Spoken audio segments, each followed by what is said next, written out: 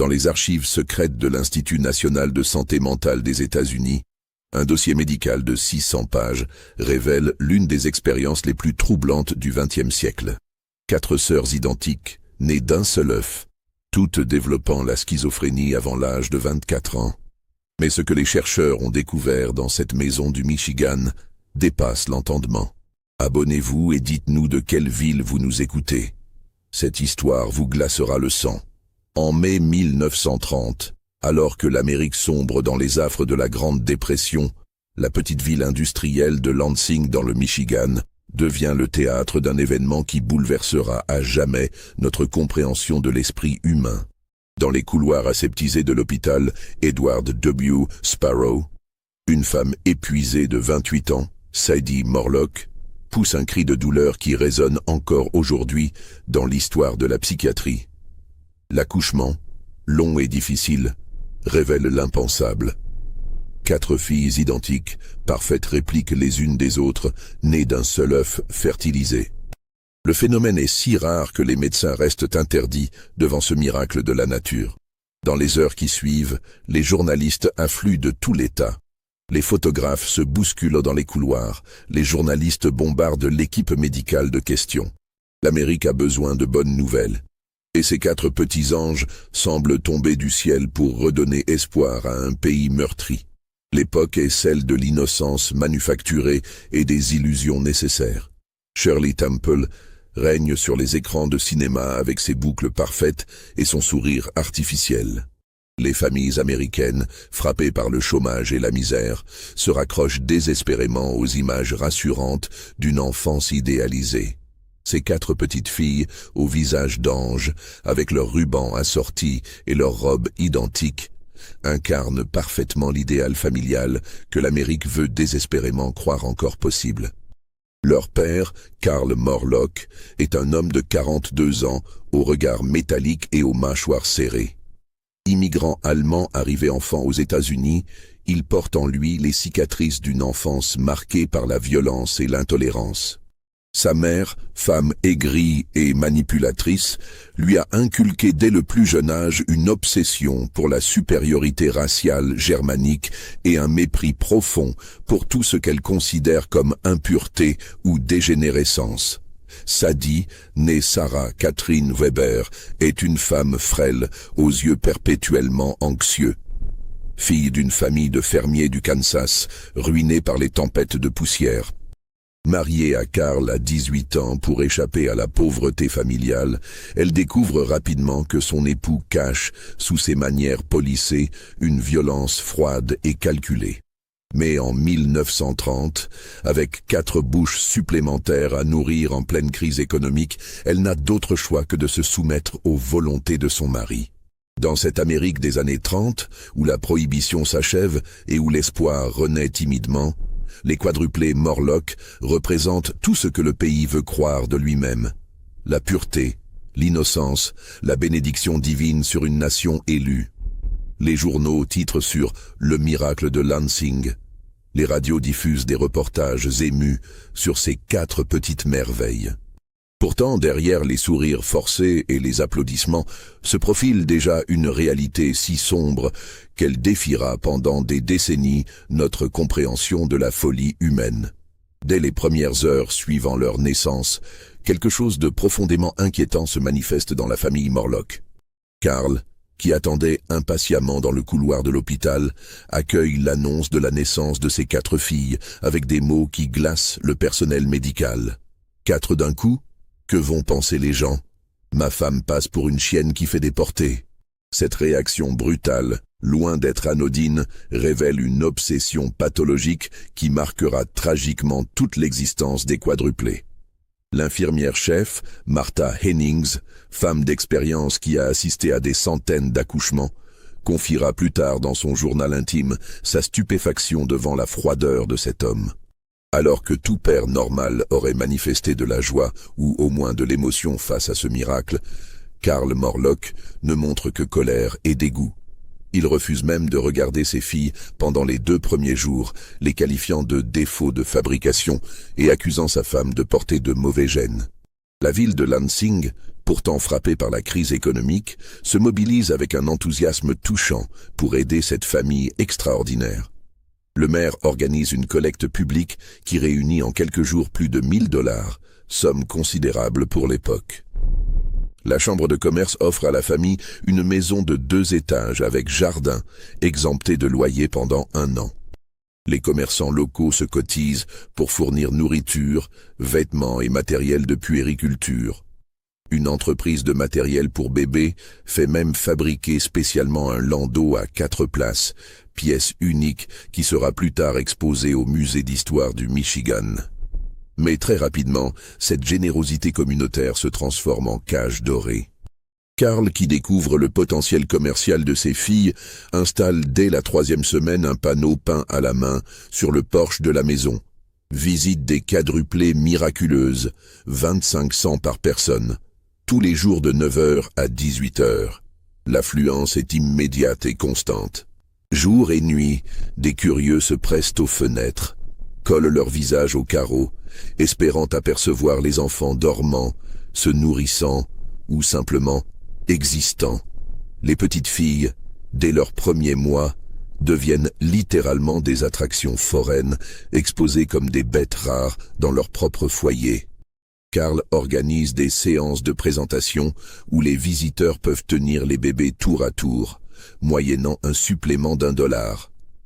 Il fait installer un livre d'or où chaque visiteur doit laisser son nom et son adresse, constituant ainsi une base de données de futurs admirateurs à exploiter commercialement. Sadie, épuisée par les accouchements et traumatisée par cette exposition constante, développe rapidement des signes de dépression post-partum sévère. Elle, qui rêvait d'une maternité paisible, se retrouve transformée en guide touristique de ses propres enfants. Les médecins remarquent qu'elle évite le contact visuel avec ses filles, comme si leur présence lui rappelait constamment l'horreur de sa situation. Elle commence à les appeler collectivement mes numéros 1, 2, 3 et 4, refusant obstinément d'utiliser leurs prénoms individuels.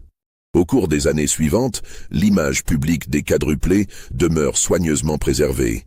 Mais les témoignages privés racontent une toute autre histoire.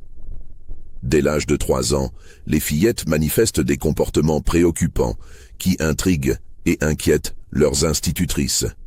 Mademoiselle Eleanor Fitzgerald, leur première maîtresse d'école, note méticuleusement dans ses rapports confidentiels des observations troublantes. Les petites sursautent violemment au moindre bruit inattendu, se recroquevillent instinctivement quand un adulte masculin approche, et manifestent une terreur pathologique dès qu'on évoque la simple possibilité d'une visite médicale. Plus disturbant encore, elles semblent avoir développé un langage secret entre elles. Un mélange de mots inventés et de gestes codés que les adultes ne parviennent pas à déchiffrer. Quand on les sépare, même brièvement, elles entrent dans des crises de panique incontrôlables, hurlant et se griffant jusqu'au sang. Cette fusion psychologique anormale inquiète les éducateurs, mais Karl Morlock interdit formellement tout examen psychologique, prétextant que ces filles sont parfaitement normales et que ces comportements ne sont que des caprices d'enfants gâtés. Karl Morlock révèle progressivement ses véritables convictions politiques et raciales, d'abord par allusion, puis de manière de plus en plus explicite. Admirateur fervent d'Adolf Hitler dès l'arrivée de celui-ci au pouvoir en 1933, il ne cache pas son espoir de voir l'Allemagne triompher dans le conflit mondial qui se profile. Dans l'intimité familiale, il déclare régulièrement que le Führer viendra un jour purger l'Amérique de ses éléments défectueux, expression qui terrifie Sadie au point qu'elle développe des insomnies chroniques. Cette idéologie raciale obsède Karl jusqu'à la paranoïa la plus extrême. Il développe une phobie maladive de la contamination, tant physique que morale, qui se traduit par des rituels d'hygiène humiliants imposés à toute sa famille. Ses filles doivent subir quotidiennement des inspections corporelles dégradantes sous prétexte de vérifier leur propreté raciale. Tout contact avec des enfants d'autres origines ethniques est strictement interdit. Quand les quadruplés commencent l'école, Karl exige de connaître l'origine familiale de chaque camarade de classe et interdit toute amitié avec les enfants dont les noms lui paraissent suspects. Ses propos antisémites choquent même dans cette époque peu encline à la tolérance. Lors des réunions de parents d'élèves, il n'hésite pas à tenir des discours haineux contre l'influence juive sur l'éducation américaine, obligeant Sadie à des excuses répétées auprès des autres familles. Elle doit régulièrement le faire taire en public, terrifiée à l'idée d'une dénonciation aux autorités qui pourrait conduire à leur expulsion du pays. Parallèlement à cette dérive idéologique, les performances publiques des quadruplés se multiplient et se systématisent. À partir de 6 ans, elles entament une carrière artistique intensive sous la direction autoritaire de leur père.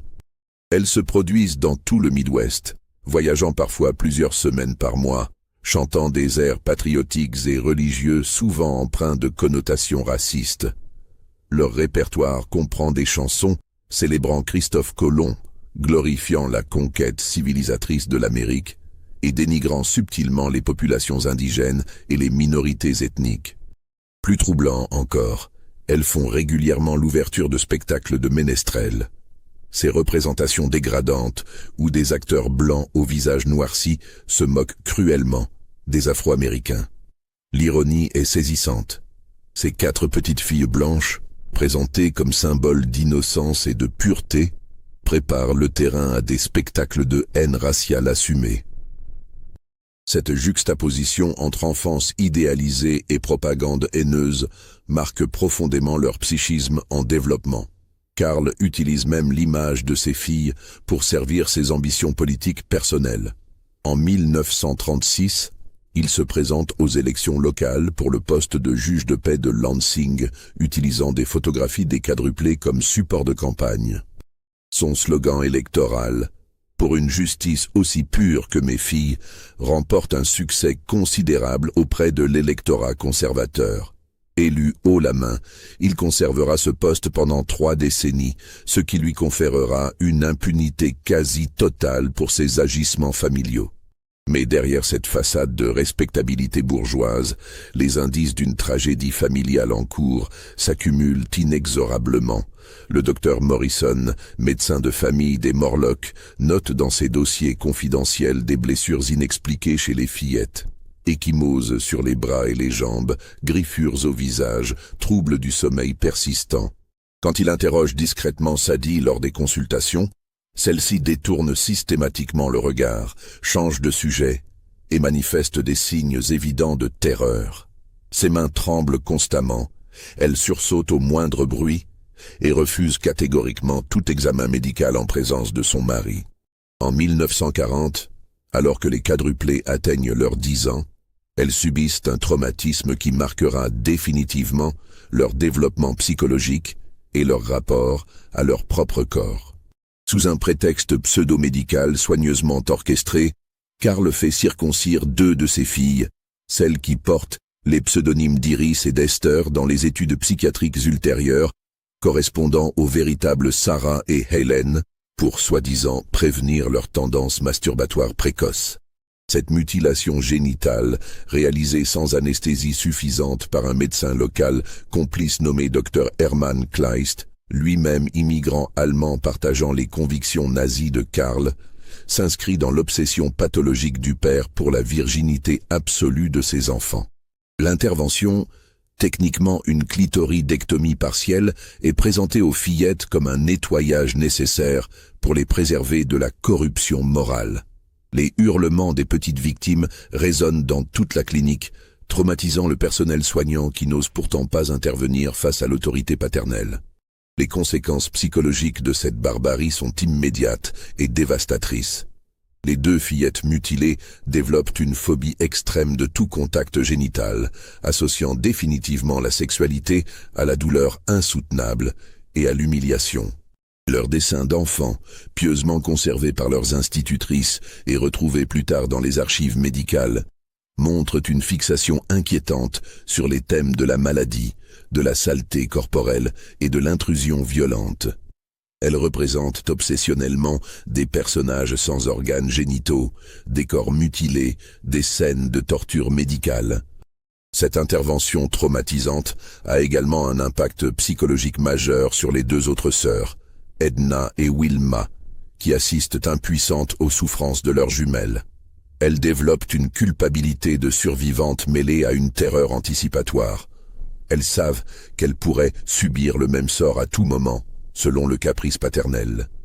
Cette épée de Damoclès permanente crée un climat de terreur absolue dans la maison familiale. Parallèlement à ces violences directes, Karl intensifie ses abus psychologiques et son contrôle totalitaire sur ses filles. Il impose à la famille un isolement social quasi carcéral, privant les quadruplés de tout contact normal avec l'extérieur, en dehors des performances artistiques strictement encadrées. Les fillettes n'ont pas le droit de recevoir d'amis à la maison, de participer à des anniversaires, ou même de jouer dans le jardin sans surveillance constante. Leur quotidien est réglé à la minute près. Lever à 6 heures, toilette collective sous supervision paternelle, petit déjeuner en silence, répétition musicale jusqu'à midi, pause déjeuner de 20 minutes, études surveillées jusqu'à 18 heures, dîner familial avec interrogatoire quotidien sur leurs activités, coucher à 20 heures précises. Quand les quadruplés atteignent la puberté vers 12 ans, la situation familiale prend une tournure encore plus dramatique. Sadie, dans un déni pathologique encouragé par son mari, refuse catégoriquement d'aborder les transformations corporelles de ses filles. Elle n'évoque ni les menstruations, ni le développement mammaire, ni les changements hormonaux normaux de l'adolescence. Cette ignorance volontaire et criminelle laisse les jeunes filles totalement démunies face aux bouleversements de leur corps et de leur sexualité naissante. Karl, de son côté, devient de plus en plus obsédé par la virginité de ses filles. Il instaure des contrôles de pureté hebdomadaires, examens gynécologiques humiliants qu'il pratique lui-même dans le sous-sol de la maison, prétendument pour vérifier qu'aucun garçon ne les a touchées. Ces séances, qui s'apparentent à des viols déguisés en examens médicaux, achèvent de détruire le rapport normal des adolescentes à leur propre intimité corporelle. À l'école secondaire de Lansing, les professeurs commencent à remarquer des changements préoccupants dans le comportement des quadruplés. Helen, traditionnellement la plus fragile du groupe, manifeste des signes évidents de dissociation mentale. Elle reste parfois immobile pendant des heures, le regard fixe, insensible aux stimuli extérieurs. Ses notes s'effondrent. Elle refuse de participer aux activités de groupe et développe des tics nerveux inquiétants. Elle se tire compulsivement les cheveux, se griffe les avant-bras jusqu'au sang et marmonne des phrases incohérentes dans leur langage secret d'enfance. Ses 3 sœurs tentent désespérément de la protéger et de masquer sa détérioration mentale, mais leurs efforts ne peuvent plus cacher l'évidence. En 1945, Helen est littéralement séquestrée dans la maison familiale par son père, qui prétexte une grippe persistante pour justifier ses absences scolaires prolongées. Elle passe désormais ses journées enfermée dans sa chambre, privée de tout contact avec l'extérieur, dépérissant physiquement et psychologiquement sous les yeux impuissants de sa famille. Paradoxalement, cette même année 1945, Sadie Morlock reçoit officiellement le titre de mère de l'année de la ville de Lansing, récompense municipale qui souligne les apparences parfaites maintenues par la famille face au public. La cérémonie de remise du prix, organisée en grande pompe dans la salle des fêtes de la mairie, est l'occasion pour Karl de prononcer un discours émouvant sur les joies et les responsabilités de l'éducation familiale. Cette mascarade illustre parfaitement l'aveuglement volontaire de la société face à une tragédie qui se déroule pourtant sous ses yeux. L'année 1950 marque un tournant dramatique et irréversible dans l'histoire des quadruplés Morlock. Les premiers épisodes psychotiques se manifestent d'abord chez Edna, l'aînée officielle du groupe, née avec quelques minutes d'avance sur ses sœurs. Employée depuis 2 ans comme secrétaire aux services administratifs de la mairie de Lansing, poste obtenu grâce à l'influence politique de son père, elle commence à entendre des voix qui lui donnent des ordres contradictoires et menaçants. Ses hallucinations auditives débutent de manière insidieuse. Edna croit d'abord entendre son nom chuchoté dans les couloirs vides du bâtiment municipal, puis des conversations lointaines qui semblent la concerner. Progressivement, les voix deviennent plus précises, plus impérieuses. Elle lui reproche sa souillure, lui ordonne de se purifier par des rituels de plus en plus complexes et douloureux. Edna passe des heures aux toilettes à se laver compulsivement les mains jusqu'au sang, convaincue qu'une contamination invisible s'étend sur tout son corps. Ses collègues de travail remarquent rapidement ses comportements étranges. Margaret O'Sullivan, secrétaire expérimentée qui partage le même bureau, confie dans une lettre à sa sœur sa perplexité face aux bizarreries croissantes de cette pauvre Edna. La jeune femme interrompt brusquement son travail pour se précipiter aux fenêtres, scrutant la rue comme si elle cherchait des espions invisibles. Elle refuse catégoriquement de toucher certains dossiers, prétextant qu'ils sont empoisonnés. Elle sursaute violemment quand le téléphone sonne, persuadée que ses persécuteurs tentent de la joindre pour lui transmettre de nouveaux ordres. En mars 1951, soit 3 mois avant son 21e anniversaire, Edna démissionne brutalement de son poste municipal. Elle apparaît un matin dans le bureau de son superviseur, les cheveux défaits, les vêtements froissés, et annonce d'une voix monocorde qu'elle doit partir immédiatement pour échapper aux contaminateurs. Ses explications sont incohérentes et effrayantes. Elle affirme que des agents secrets juifs ont infiltré la mairie pour voler la pureté allemande de sa famille et qu'elle doit fuir avant qu'ils ne la souillent définitivement. Cette démission précipitée attire l'attention des autorités sanitaires locales. Le docteur Patricia Williams, psychiatre récemment installée à Lansing, reçoit un signalement officieux du maire concernant le comportement inquiétant d'Edna. Quand elle tente de contacter la famille Morlock pour proposer une consultation, Carl refuse catégoriquement tout examen médical, accusant le docteur Williams de faire partie d'un complot médical juif contre sa famille. Malgré les tentatives d'obstruction paternelle, l'état d'Edna se détériore rapidement et visiblement. Elle passe désormais ses journées recluse dans sa chambre, refusant de s'alimenter normalement, convaincue que la nourriture familiale est empoisonnée par des ennemis invisibles. Elle développe des rituels de purification de plus en plus élaborés. Elle se lave les dents avec de l'eau de javel diluée, frotte sa peau avec du savon antiseptique jusqu'à provoquer des irritations sanguinolentes et brûle régulièrement ses vêtements dans la cheminée familiale pour détruire les germes de contamination. En septembre 1951, après plusieurs tentatives de suicide par empoisonnement, heureusement découvertes à temps par ses sœurs, Edna devient la première quadruplée officiellement diagnostiquée comme schizophrène et internée en institution psychiatrique. L'hôpital d'État du Michigan, établissement vétuste et surpeuplé, l'accueille dans des conditions déplorables. Elle y subit une série de traitements brutaux, typiques de l'époque. Électrochocs répétés sans anesthésie, coma insulinique provoqué, isolement prolongé en cellules capitonnées. Ces thérapies, révolutionnaires, censées réorganiser les connexions cérébrales défaillantes, la laissent dans un état de semi-catatonie permanente. Lors des rares visites familiales autorisées, Edna ne reconnaît plus ses proches. Elle reste assise des heures durant, fixant un point invisible, marmonnant des phrases fragmentaires dans ce langage secret, développé pendant l'enfance avec ses sœurs. Ses cheveux, autrefois blonds et soyeux, sont devenus ternes et clairsemés à cause des traitements chimiques. Ses mains tremblent constamment, séquelles neurologiques des électrochocs à répétition. L'effet domino tant redouté se produit inexorablement dans les mois suivants. Wilma, témoin impuissante de l'effondrement de sa sœur aînée, développe à son tour des symptômes psychotiques inquiétants au cours de l'année 1952. Ces hallucinations prennent une forme différente. Au lieu des voix intérieures d'Edna, elle voit des ombres menaçantes qui la poursuivent et tentent de l'attraper pour la traîner vers la contamination. Ces visions terrifiantes la conduisent à des comportements d'évitement extrêmes. Elle refuse de sortir après le coucher du soleil, barricade sa chambre chaque nuit avec des meubles et porte constamment sur elle un couteau de cuisine pour se défendre contre les ombres. Sarah, traditionnellement considérée comme la plus équilibrée du groupe, commence à manifester ses premiers symptômes en 1953.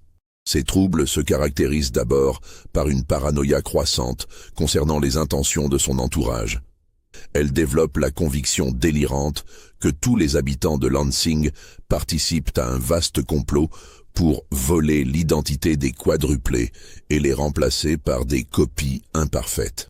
Cette obsession la conduit à éviter tout contact social, à refuser les invitations et à scruter obsessionnellement les visages des passants dans la rue, cherchant des signes de tromperie. Enfin, Hélène, déjà fragile et isolée depuis plusieurs années, reçoit officiellement son diagnostic de schizophrénie en 1954, devenant ainsi la dernière du groupe à basculer dans la maladie mentale. Ses symptômes sont les plus sévères et les plus spectaculaires. Elle alterne entre des phases de mutisme complet, où elle reste immobile pendant des jours, et des épisodes d'agitation extrême où elle détruit tout ce qu'elle trouve à portée de main en hurlant des accusations incohérentes contre des persécuteurs imaginaires. À l'âge de 24 ans, les 4 sœurs Morlock souffrent donc toutes du même mal mystérieux qui fascine et terrifie la communauté scientifique nationale. Cette convergence pathologique dans une fratrie génétiquement identique représente un cas d'étude sans précédent dans l'histoire de la psychiatrie. Les théories explicatives se multiplient. Hérédité génétique défaillante, traumatismes environnementaux partagés, contagion psychologique entre sœurs ou combinaison de tous ces facteurs. C'est à ce moment crucial qu'intervient l'Institut national de santé mentale, récemment créé par le gouvernement fédéral, pour étudier les troubles psychiatriques selon une approche plus scientifique et systématique. Cette institution, dirigée par des psychiatres ambitieux désireux de légitimer leur discipline auprès des sciences dures, considère l'affaire des quadruplés Morlock comme une opportunité historique unique. 4 sujets, génétiquement identiques, élevés dans le même environnement familial et social, développant simultanément la même pathologie mentale. Pour les chercheurs de l'époque, obsédés par la question de l'inné versus l'acquis dans les maladies mentales, c'est un cas d'étude littéralement inespéré. Le docteur David Rosenthal, psychiatre brillant et méticuleux de 43 ans, prend personnellement en charge le dossier des quadruplés au nom de l'Institut national de santé mentale. Juif d'origine austro-hongroise, réfugié aux États-Unis pour fuir les persécutions nazies en Europe, il comprend intuitivement les mécanismes psychologiques de l'oppression et de la violence familiale. Son propre parcours de survie face au totalitarisme lui donne une sensibilité particulière aux traumatismes infligés par les idéologies haineuses. Quand Rosenthal rencontre Karl Morlock pour la première fois dans le salon familial de Lansing, l'antipathie est immédiate et réciproque. L'entretien, prévu pour durer 2 heures, tourne rapidement au cauchemar. Karl, qui découvre les origines juives du psychiatre dès les premières minutes de conversation, entre dans une rage froide et calculée. Il accuse immédiatement Rosenthal de vouloir souiller sa femme et ses filles par sa simple présence, utilisant un vocabulaire d'une violence antisémite qui choque même le praticien pourtant habitué aux manifestations de la psychose. Vous autres, vous ne pouvez pas vous empêcher de corrompre ce qui est pur, crache Karl en se levant de son fauteuil, les poings serrés. Vous voulez détruire la race allemande en commençant par mes filles, mais je ne vous laisserai pas faire. Rosenthal, maintenant son calme professionnel malgré la violence des propos, tente d'expliquer la nature purement médicale de sa démarche. Mais Karl ne veut rien entendre. Pour lui, toute intervention d'un médecin juif constitue par essence une forme d'agression raciale contre sa famille. Cette première rencontre révèle immédiatement la complexité tragique de la situation. Rosenthal comprend qu'il fait face à un père de famille profondément perturbé, porteur d'une idéologie nazie assumée, mais légalement responsable de 4 jeunes femmes malades qui ont désespérément besoin de soins psychiatriques. Le paradoxe est saisissant. Pour sauver ces victimes de l'antisémitisme paternel, il faut convaincre leurs bourreaux de collaborer avec un médecin juif. Les négociations durent des mois et nécessitent l'intervention des plus hautes autorités médicales et administratives du pays. Le gouverneur du Michigan lui-même doit intervenir pour convaincre Karl Morlock d'accepter l'hospitalisation de ses filles à l'Institut national de santé mentale. L'argument décisif vient finalement de l'aspect financier. L'État propose de prendre en charge intégralement tous les frais médicaux et d'hospitalisation, tout en versant à la famille une indemnité mensuelle substantielle pour compenser la perte des revenus artistiques des quadruplés. En juillet 1955, après des mois de tractations tendues, la famille Morlock au complet s'installe dans les bâtiments ultramodernes de l'Institut national de santé mentale de Bethesda, dans le Maryland. Les quadruplés, officiellement rebaptisés Jeunins, pour protéger leur identité, un pseudonyme grec signifiant ironiquement « naissance funeste », deviennent les cobayes les plus étudiés de l'histoire de la psychiatrie américaine.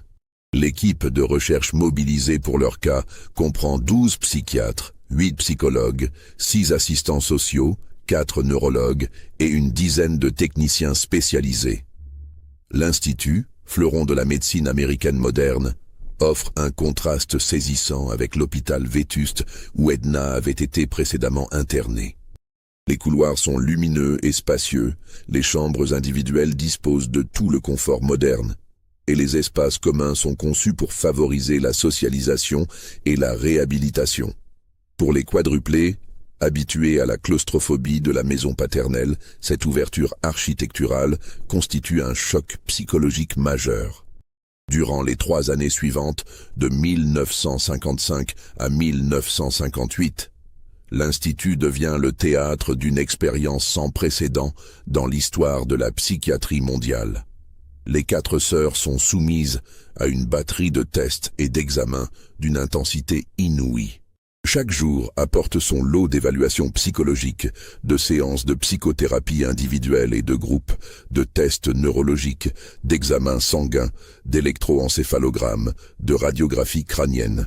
Chaque geste, chaque parole, chaque réaction émotionnelle est minutieusement documentée par une équipe d'observateurs qui travaille par roulement 24 heures sur 24. Les protocoles de Rorschach, administrés de manière hebdomadaire, révèlent une obsession pathologique commune aux 4 sœurs pour les thèmes de maladie, de contamination et d'intrusion corporelle. Leurs interprétations des taches d'encre convergent de manière troublante vers des visions de corps mutilés, d'organes génitaux endommagés, de personnages sans visage qui entrent de force dans des espaces clos. Cette fixation sur la violence physique et sexuelle frappe tous les psychologues de l'équipe, mais ils peinent encore à en saisir l'origine exacte. Les séances de psychothérapie individuelle, menées par Rosenthal lui-même avec chacune des sœurs, révèlent progressivement l'ampleur des traumatismes subis pendant l'enfance et l'adolescence. Sarah, la plus communicative du groupe, commence timidement à évoquer les examens médicaux spéciaux que papa nous faisait dans la cave. Hélène, malgré ses troubles graves, parvient par moments à décrire les opérations pour nous rendre plus propres. Edna et Wilma, plus fermées, laissent néanmoins échapper des fragments de souvenirs terrifiants lors de leur phase de semi-délire.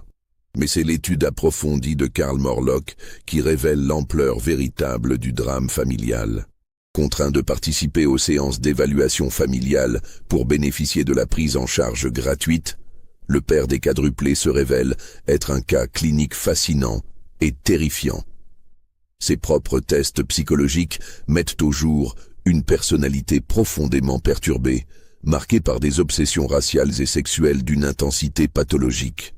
Karl révèle au psychiatre, avec une fierté déconcertante, ses fantasmes de purification ethnique et son admiration sans borne pour les méthodes nazies d'élimination des éléments indésirables.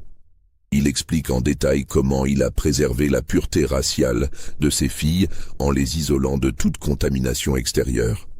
Plus troublant encore, il décrit ses méthodes éducatives spéciales pour maintenir la virginité absolue de ses enfants, sans comprendre que ces révélations constituent autant d'aveux d'abus sexuels caractérisés. L'enquête sociale menée parallèlement par l'équipe de l'Institut révèle que les traumatismes familiaux s'inscrivent dans un cycle transgénérationnel de violence. La grand-mère paternelle, Greta Morlock, avait effectivement souffert d'une dépression nerveuse majeure de 3 ans à l'adolescence, terme pudique de l'époque pour désigner probablement une schizophrénie précoce déclenchée par les violences de son propre père. La mère de Karl avait elle-même subi les brutalités de son époux, créant un modèle familial de domination masculine absolue, transmis de génération en génération.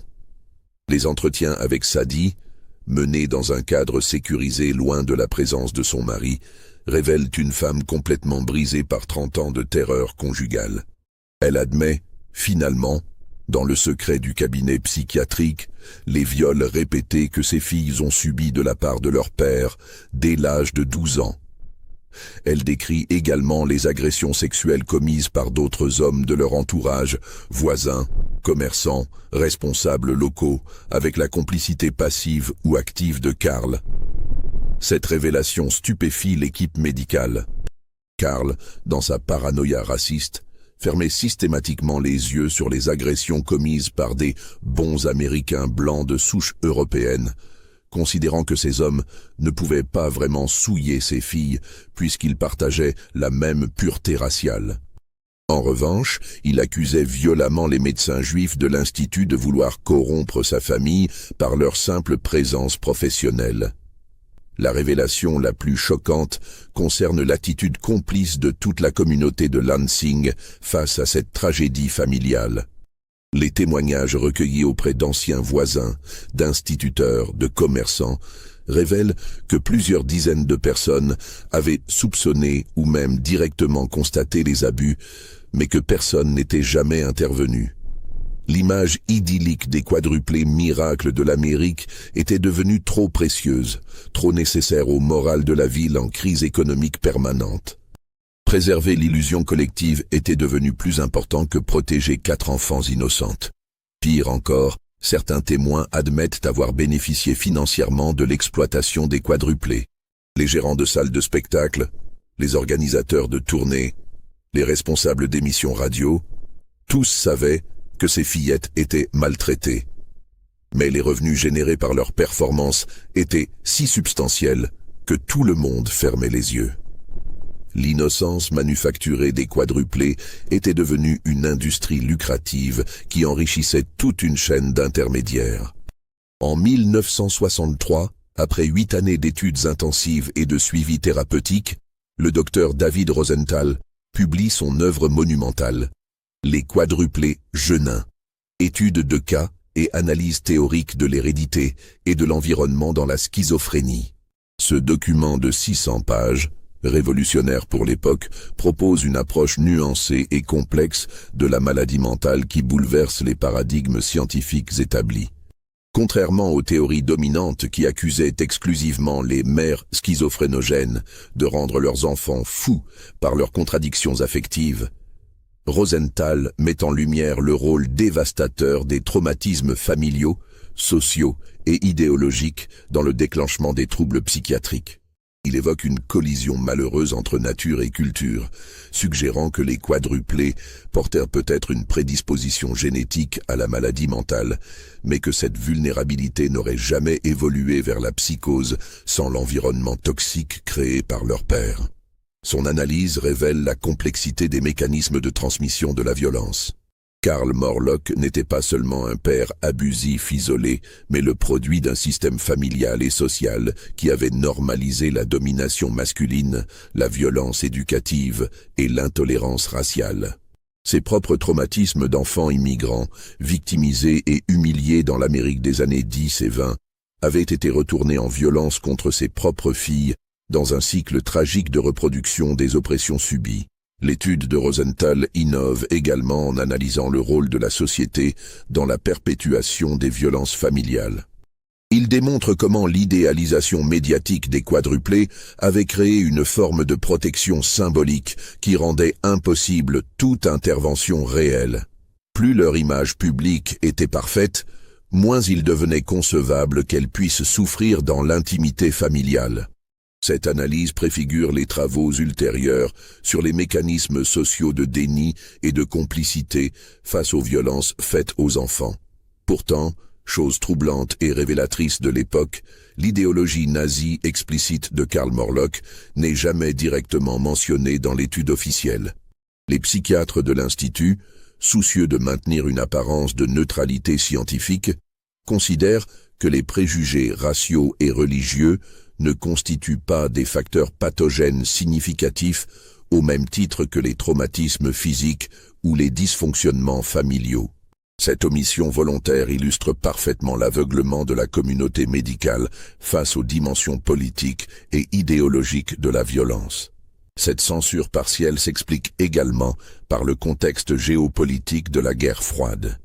En pleine période macartiste, évoquer les sympathies nazies d'un citoyen américain risquait d'être interprété comme un acte de propagande communiste visant à déstabiliser la cohésion nationale. L'anticommunisme ambiant rendait impossible toute analyse critique des idéologies d'extrême droite présentes sur le territoire américain. Les quadruplées elles-mêmes connaissent des destins divergents après leur passage à l'Institut national de santé mentale. Sarah, bénéficiant de 3 années de psychothérapie intensive avec Rosenthal, parvient à développer une certaine stabilité émotionnelle qui lui permet de se marier en 1960 avec un technicien de laboratoire rencontré à l'Institut. Cette union, bien que fragile et marquée par des rechutes périodiques, lui donne 2 fils qui grandissent dans un environnement infiniment plus sain que celui de leur mère. Sarah devient ainsi la preuve vivante qu'un accompagnement thérapeutique approprié peut limiter considérablement les dégâts de la maladie mentale et briser le cycle transgénérationnel de violence. Edna, Wilma et Hélène connaissent des parcours plus chaotiques. Elles passent le reste de leur existence entre hôpitaux psychiatriques et foyers spécialisés, leur personnalité définitivement fracturée par les traumatismes de l'enfance et les traitements brutaux des années 50. Edna meurt prématurément en 1972, officiellement d'une crise cardiaque mais probablement victime des effets secondaires cumulés des neuroleptiques de première génération. Wilma s'éteint en 1986 dans un établissement de soins de longue durée après avoir passé ses dernières années dans un état de catatonie quasi permanente. Hélène survit jusqu'en 1994, mais dans un état de dépendance totale qui nécessite une assistance constante. Karl Morlock, paradoxalement, ne fait jamais l'objet de poursuites judiciaires pour les crimes qu'il a commis sur ses filles. L'époque n'est pas encore sensibilisée aux violences familiales et les révélations de l'étude psychiatrique restent couvertes par le secret médical. Il continue d'exercer ses fonctions de juge de paix à Lansing jusqu'en 1982, respecté par ses concitoyens qui ignorent tout de ses agissements familiaux. Il meurt en 1987, emportant dans sa tombe la plupart des détails les plus sordides de ses violences. Sadie sombre rapidement dans une dépression chronique sévère après le départ de ses filles pour l'Institut. Privée de l'identité sociale que lui conférait son statut de mère des quadruplées miraculeuses, elle perd tout sens à son existence. Elle développe une dépendance à l'alcool et aux tranquillisants qui l'amène progressivement vers une déchéance physique et mentale complète. Elle meurt en 1968, officiellement d'une cirrhose du foie, mais selon ses proches d'une forme déguisée de suicide par négligence volontaire de sa santé. L'étude des quadruplés génins influence profondément et durablement l'évolution de la psychiatrie américaine et mondiale. Elle contribue décisivement au passage d'une approche purement héréditaire ou purement environnementale vers une compréhension plus complexe et nuancée, intégrant les interactions entre facteurs génétiques, traumatismes familiaux, pression sociale et contexte culturel. Cette approche biopsychosociale devient progressivement la référence théorique dominante dans le traitement des troubles mentaux sévères. Paradoxalement, l'étude sera plus tard détournée et instrumentalisée par les partisans des théories génétiques pures de la schizophrénie. Dans les années 80 et 90, avec l'essor des neurosciences et la découverte de nouveaux neuroleptiques, certains chercheurs utiliseront le cas des quadruplés pour justifier une approche exclusivement biologique de la maladie mentale, éliminant ainsi toute considération pour les facteurs environnementaux et traumatiques pourtant si évidents dans cette affaire. Ce qui reste le plus troublant et le plus révélateur dans cette tragédie, c'est la complicité passive mais systémique de toute une société face à la souffrance d'enfants innocents. Pendant plus de 25 ans, une communauté entière, habitants de Lansing, autorités municipales, médecins de famille, instituteur, organisateur de spectacles, journaliste, responsable radiophonique, a fermé les yeux sur les signes évidents de maltraitance, préférant préserver l'image rassurante et économiquement profitable d'une famille parfaite. Les quadruplés Morlock étaient devenus les propriétés symboliques d'une Amérique qui refusait obstinément de regarder ses propres monstruosités en face. Leur exploitation médiatique et artistique permettait à tout un pays de cultiver l'illusion d'une innocence nationale préservée, alors même que cette innocence était construite sur la souffrance réelle d'êtres humains vulnérables. Cette dimension collective de la violence, cette complicité sociétale dans l'oppression des plus faibles, constitue peut-être l'enseignement le plus dérangeant de toute cette affaire. Aujourd'hui, seule Sarah Morlock Cotton survit encore, âgée de plus de 93 ans et résidant dans un établissement d'assistance pour personnes âgées du Michigan. Malgré son grand âge et ses troubles cognitifs croissants, elle conserve une lucidité surprenante concernant les événements de sa jeunesse.